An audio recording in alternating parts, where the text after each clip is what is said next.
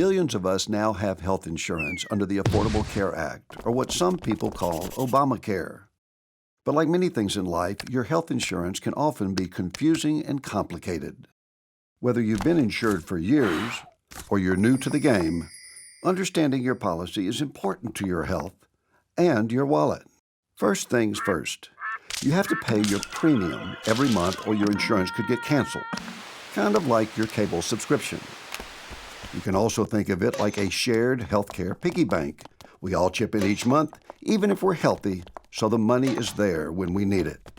If you get insurance at work, your employer probably pays most of your premium and the rest comes out of your paycheck automatically.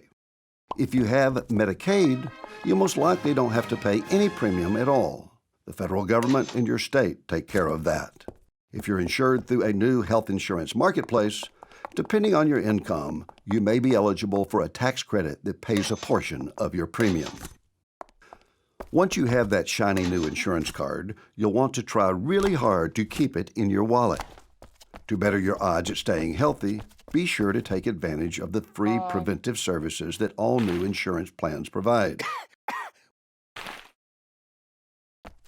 But of course, stuff happens, and that's when insurance really comes in handy. Now, having insurance helps a lot, but it doesn't mean all your health care is going to be free. There are lots of details about your insurance plan that affect how much you pay when you get sick or injured. If you have Medicaid, a lot of these services could very well be free. Otherwise, you'll likely have to pay something when you go to the doctor or fill a prescription. This is called a copay when it's a specific dollar amount, like $25 per visit, or coinsurance if it's a percentage of the bill. There's also the deductible. That's how much comes out of your own pocket before your insurance starts paying. Depending on your plan, you might have a deductible for all your care, or it might only apply to some types of care, like hospital stays and prescriptions.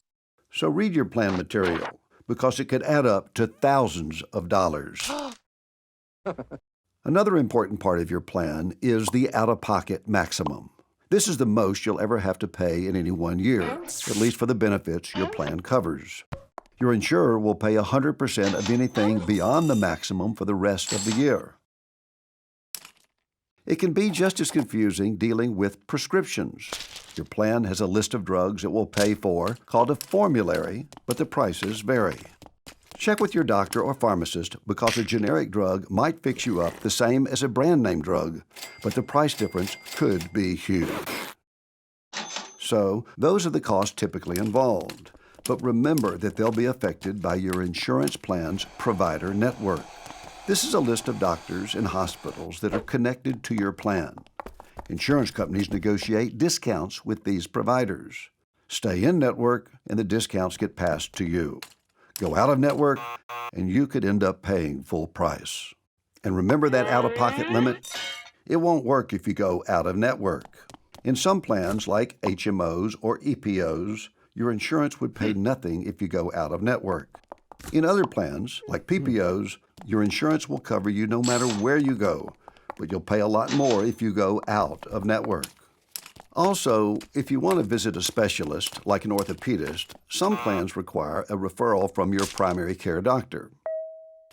Sound easy enough? Well, sometimes staying in network can be tricky.